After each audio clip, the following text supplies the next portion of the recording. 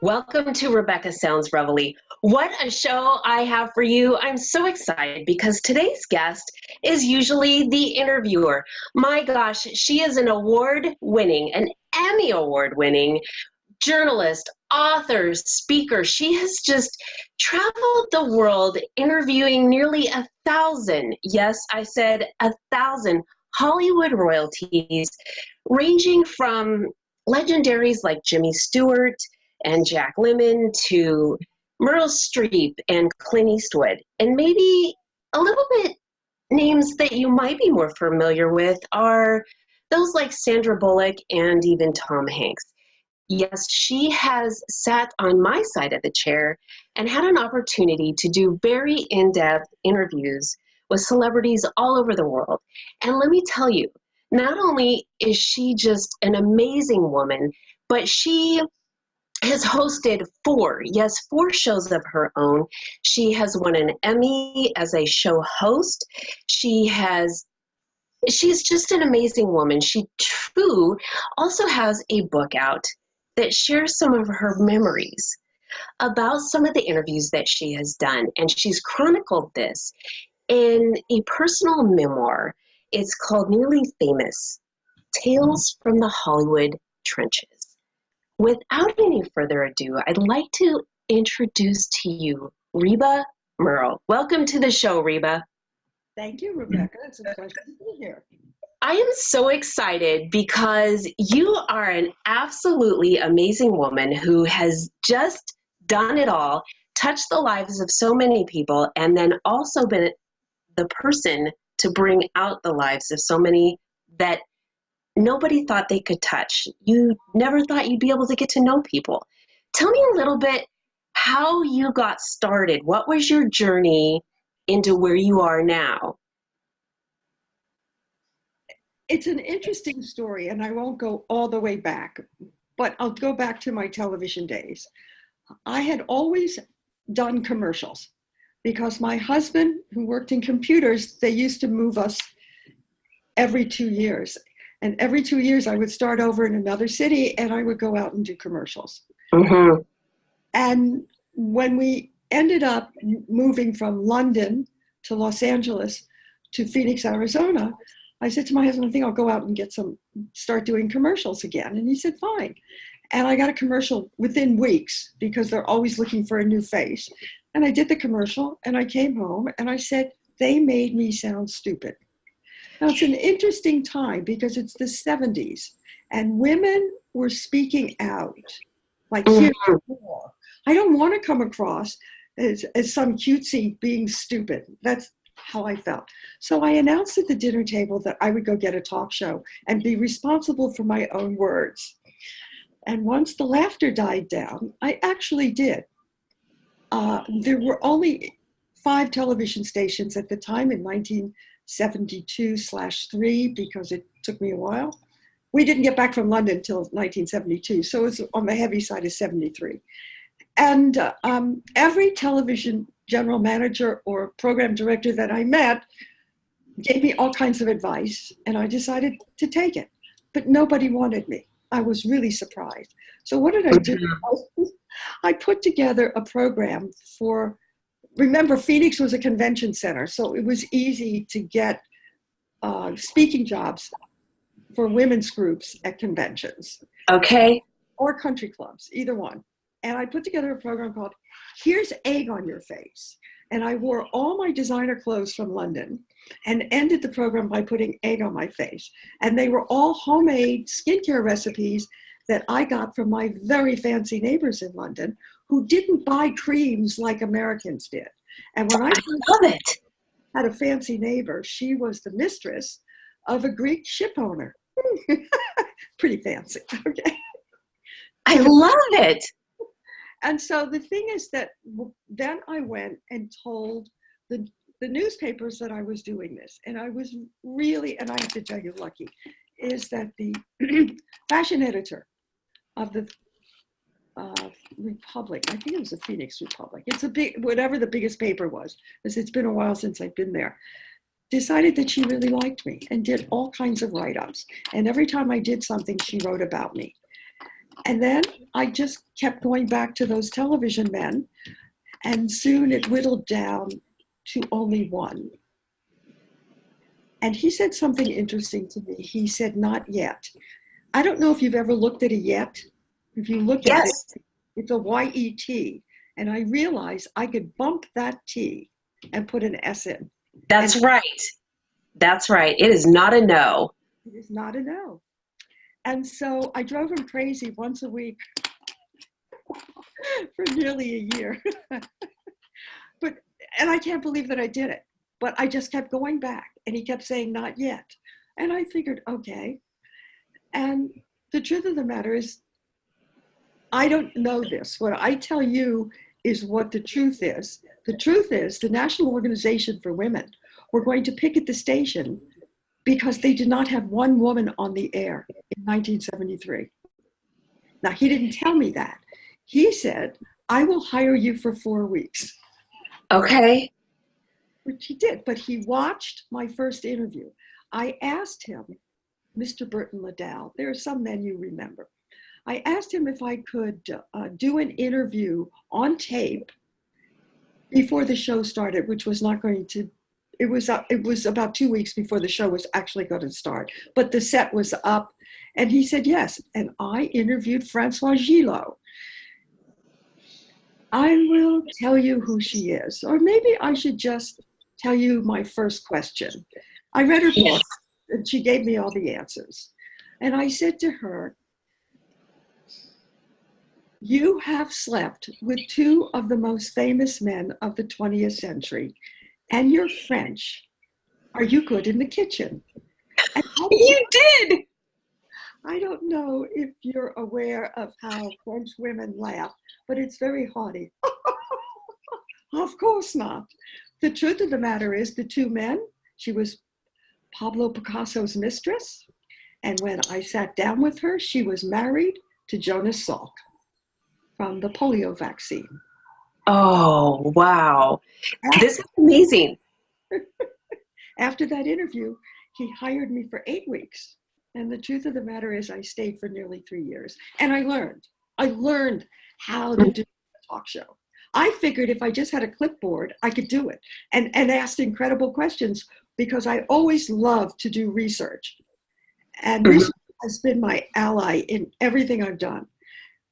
But interestingly enough about Phoenix, one of the guests I had very early into the run of the show, which was called Reba, how clever of them. It was only on once a week, and I was being paid $25 for that show. Uh-huh. I was working on television. But one of the guests that came was Hugh Downs. He was doing 2020 with Barbara Walters, but that wasn't until Friday. So on Saturday, he would fly to Phoenix and stay until Thursday. So Okay. I had him for Wednesday, and he came in, and I had these incredible questions because I had just read everything about him. And all of a sudden, I didn't think he was giving me incredible answers to my incredible questions. So I put down my famous clipboard, and I said, "Teach me how to interview." And he did. This is fantastic. And you have carried this with you everywhere. All of the things that you've learned, you have an Emmy from this. Not only that, but your all of your interviews have now become digitized or are being digitized.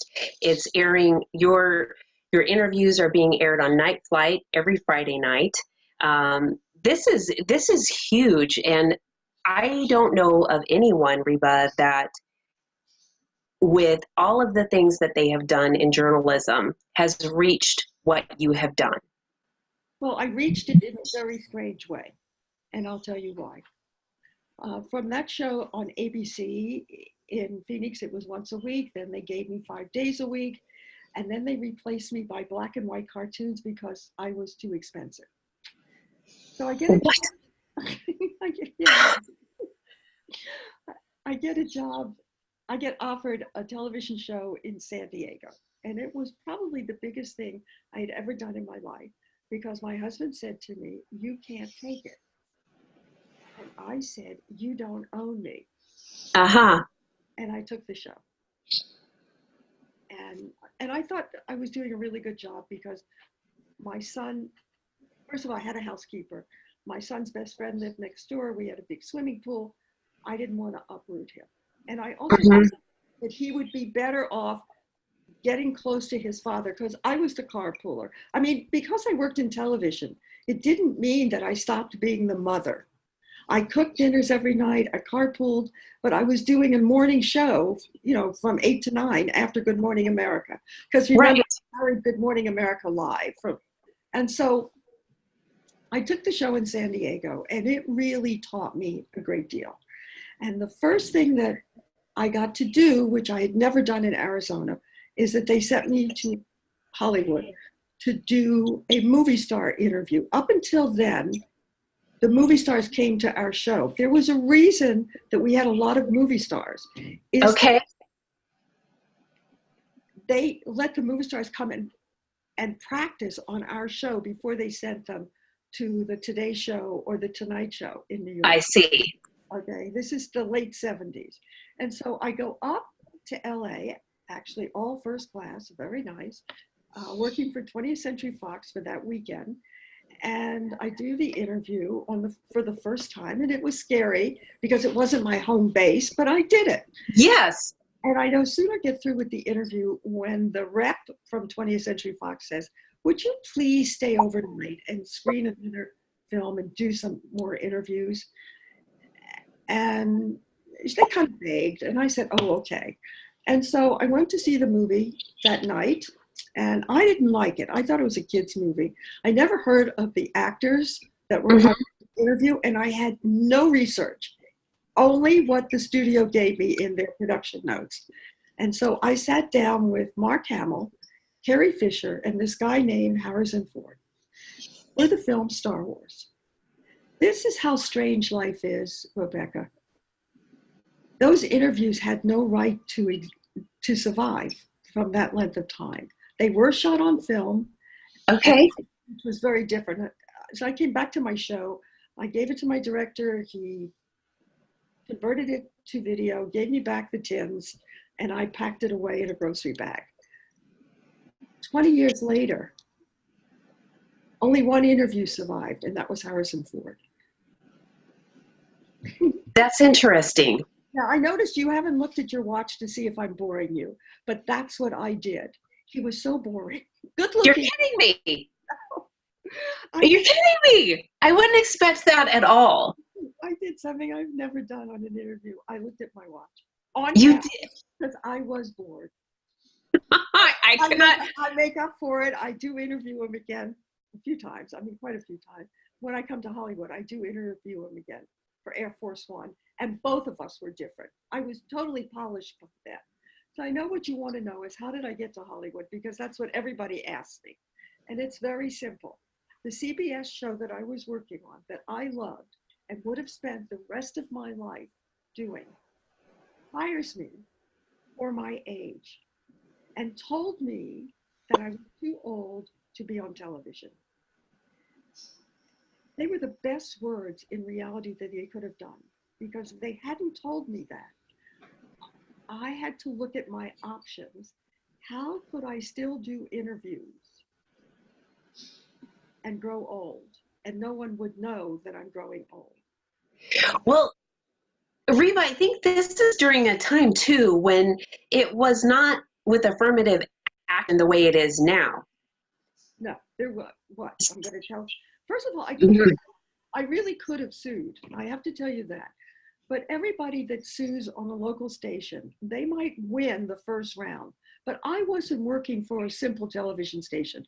I was working for a group of television stations, and this happened to be just one that they owned. And what happens is that most of the women that had sued before me lost on appeal. And I decided I would become a blonde instead, had a little face work done, and started over. Well, and when people do that, and I don't mean to downplay this in any way, when you're standing up for your rights, you end up sometimes ostracizing yourself from whatever profession or whatever you're shooting after, because people are afraid of you after that. So I understand what you're saying. I zipped it. That's it. And a lot of women have done that in a lot of different arenas simply because they don't want that, or they don't want the stigma coming along with that. So this is amazing what you've done. Well, it wasn't sex, okay? It wasn't No. the women that get hit on, and I know what that feels like, because when I get to LA, that's the first thing that happened to me. I'm 47 years old. The first job interview, which I would have been so grateful to get at a major, major studio, which maybe I shouldn't give their name yet.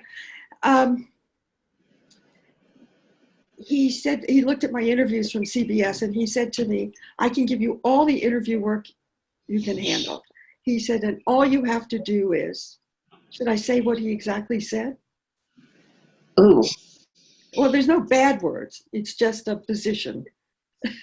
He said, you have to go down on me 3 times a week. He did not.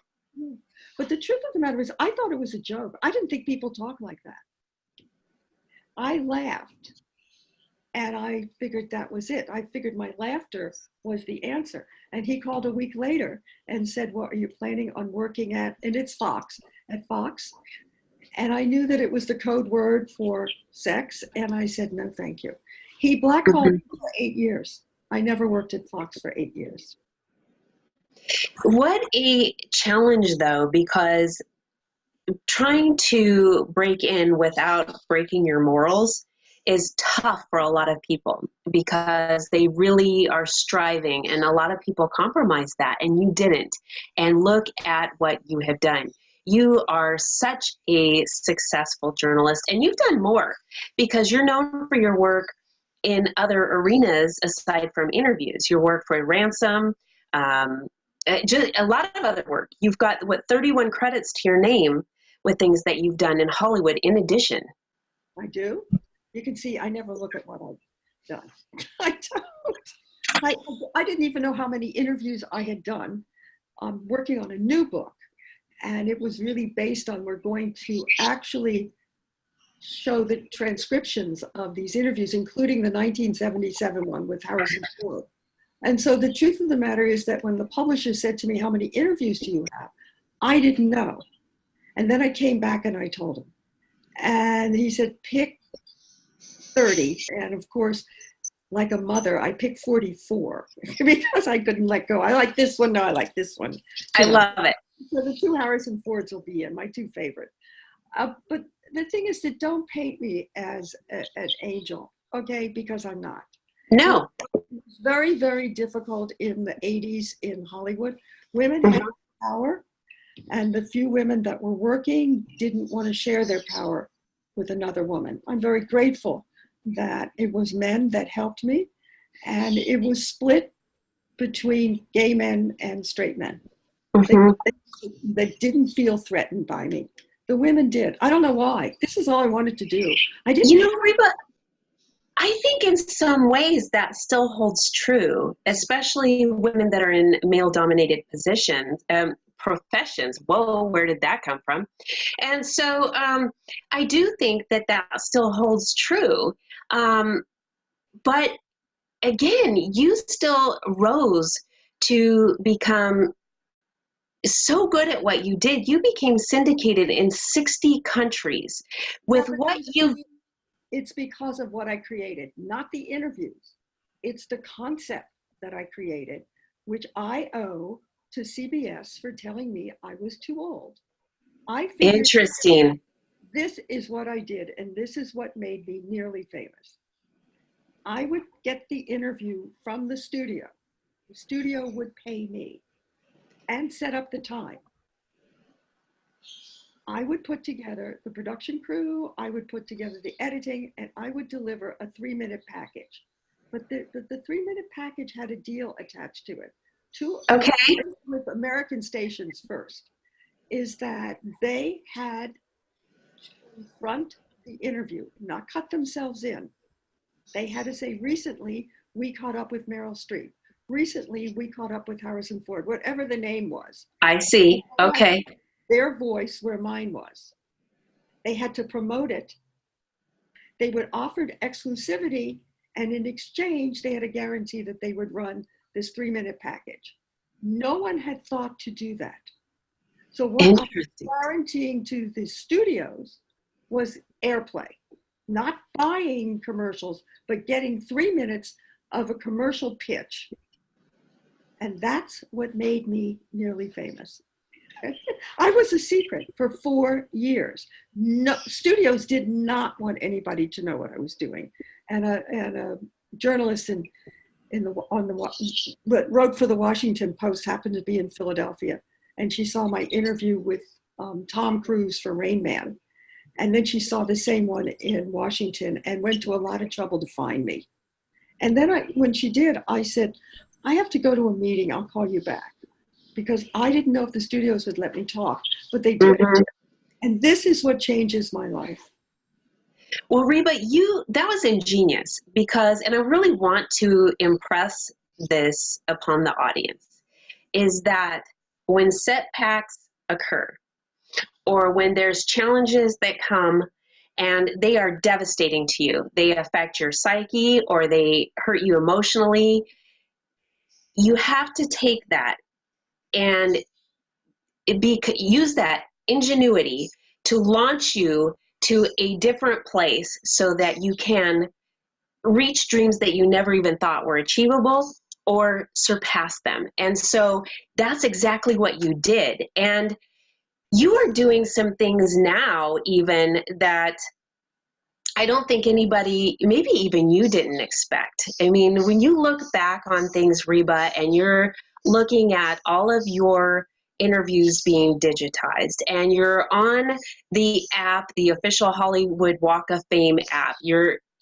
interviews are coming out every week on Friday night. You have a book coming out with your memoirs. You're, like I said, you're being digitalized. You have an Emmy sitting up there on your wall. It's not only that, you've accepted it, you've been able to feel it, and you look back and you have all of these things. You made strides for women in the entertainment industry and amongst other professions that maybe you didn't even have any idea that you touched. In addition to all of this, you're still on the leadership council for the AIDS Project in Los Angeles, and oftentimes we're only focused on ourselves and you're thinking about what's happening in your own community. You're not just focused on you. You're out with outreach in addition to all of these other things. This is quite an amazing thing. You're an absolutely amazing and very profound woman. I just can't even begin to think about how you say the things, you share the things, I see the things, but internally, I can't even imagine what you have gone through to get where you're at. Well, I do think what I have learned that rejection or loss is not as terrible. I mean, the initial shock is terrible. I know the initial shock when they fired me from the Phoenix 5-day-a-week show, I figured I would never work again. It got a lot easier when they fired me from CBS. And then I did another show where I won the Emmy, was for COX Cable. And they fired me too. They fired me for my mouth, okay? They didn't fire me for my age. I don't think they cared. And then after that, 6 weeks later, I win an Emmy for the guy who fired me. But the truth of the matter is, it isn't that. Looking back, it was that I was 47 years old. And nobody wanted me. I'd had 18 rejections and I had been fired from every television show. But this is how I looked at it. I knew I was a good interviewer. That's all I could do well. I'm not gonna lie and say I can cook and I can dance and I can't. I'm a good interviewer. How could I take the one skill that I know I could do and figure out how to market it or earn a living or use it, whatever word you want to put into the sentence. And the truth of the matter is it was coming up with never seeing me ever again and doing all the work. Mm-hmm. I think I knew it was going to work. I knew it was going to work because I'd done enough local television to know that all these shows don't always get a one-on-one interview with a movie star, even though they're Right. promoting their film. And so it was the access because I was in Los Angeles, and it was what I knew about local television, and I put it together. So I knew if I got a chance to get to the right people, that this would work. Getting to the right people was a story in itself. I called every studio that kissed the ring because I was working for CBS, wouldn't even return my calls. Okay. But I refused to give up. I kept networking and networking. And there's the next thing I learned. You don't have to pay a lot of money to go to these big fancy conferences hoping to meet somebody. I went to every free thing that was offered out here in what I was looking for, anything that they offered. And I just kept meeting people. And eventually somebody said to me, when I said, this is what I want to do, said, I'm going to take you to a man that might be able to help you. And he did.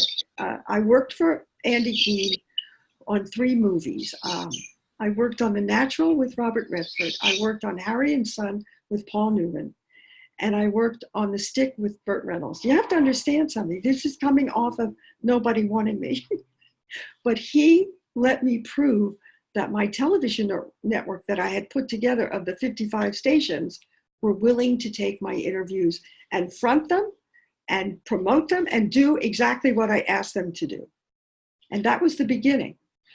And once I had something to show, then I went back to Universal. I never went to Universal. I actually got a meeting at Universal with a woman who did not feel threatened because she had been on my television show on CBS in San Diego. And she said, you were very nice to me. And she gives me a movie. And I'm going to say this, and the rest was history. The minute she gave me a movie and said, you can't come back if you fail, I knew I wasn't going to fail. I had been waiting. And there's the third part that I learned. If you get the chance, you have to have 110% of you into that chance. Yes. Yes. That is so true. So let me ask you, from where you're sitting now, is it feel different to you compared to all of the interviews that you've done for all of these years? That's such a funny question. I don't have butterflies. I always had a little butterfly before I sat down with anybody. Well, I was going to say, or I was very dry, which is why I have something to drink on your nickel. I love it. It's just, it's freeing. I wanted women to know the story of that even though no one wants you, that shouldn't stop you. And being tenacious is not a bad word. It's a scary word. I have to admit that starting with Phoenix, that I kept going back to these men that didn't want me, but I practiced all the advice they gave me. Meaning I went out and did interviews on a tape recorder. And then if that person liked the interview, they would send me to somebody else so that I could show these general managers that I knew how to interview. Part of it was that I was nosy, curious, and I'm a woman. I mean, what can I say? I'm a woman. We like to talk. Well, that we do. We absolutely do. And I've got to tell you, I think that speaking of talking, part of that with our language has to do with reading. And I'd like to encourage all of the members of our audience to take a peek at the book that you will have coming out, Nearly Famous. No. This is the book that's out. This is out. The new book doesn't even have a title. But that's right. That is right. I apologize. That is right. This is the story of, I was left destitute with 2 babies from my first divorce. And then it is the story of how I end up in Hollywood. And then some of the interviews, they're just my comments about the people I interviewed. The bad ones, the good ones, yes. Do I tell the story about looking at my watch? Absolutely. I mean, that's what I do. But the new book, which I'm working on, has no Yes. title. That one I want to talk about too, because it's going to be out soon. I haven't finished it. No, but soon meaning not 10 years down the road, No, and not 5 years down the road. It's going to be out soon. Yes, I'm trying really hard. Though you were a great excuse, because I decided, well, I have to put makeup on and get ready for this interview. I don't think I can write today. You know what? It's so funny because I love to write, and I will tell you there are times that I will make excuses or I just draw blanks, and I do the same thing. I have a book that I need to publish myself, and I have been kind of putting it on the back burner. But let this be something for both of us, Reba, that we need to get on it and get everything moving to make the next chapter, pun intended, moving on for us, because we have a lot to say. And I think the things that both of us have to share with people are going to definitely make an immense change for some, and definitely a lot of insight for others. And I want to thank you so much for being with me today. I want to make sure the audience knows where they can get a copy of Nearly Famous, Tales from Hollywood Trenches. Yes. Well, hold that up real close to the camera for me, please. Okay, you can get it on Amazon or an ebook. And for the people that are listening to your podcast, why don't you pick whoever writes in and asks for the book? I will send them an autographed copy of the book. So all they have to do is write you or email you. You get the bulk of it. Email you, we'll pick somebody, and they can have a copy of the book. Has pictures. I love it. I love it. I love it. This is exciting.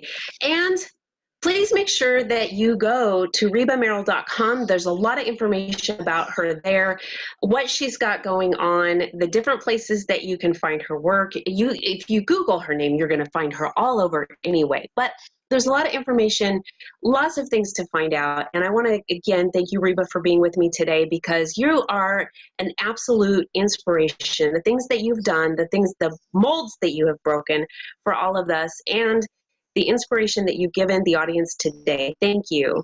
My pleasure. It was really my pleasure, Rebecca. And I'm so glad we met, even though we are meeting under this conditions. I feel likewise, and I'm thankful, yes, for technology, because otherwise it would take me probably forever to get to LA right now, and there'd be a delay, and here we are. So I absolutely love it. Thank you, thank you, thank you. And I want to thank all of you for tuning in to another episode of Rebecca Sounds Reveille. Please make sure to share this with all your friends, your family, relatives, coworkers, everyone you know, and those that you do get this out there everywhere on social media. Thanks for tuning in. Again, Rebecca Sounds Reveille.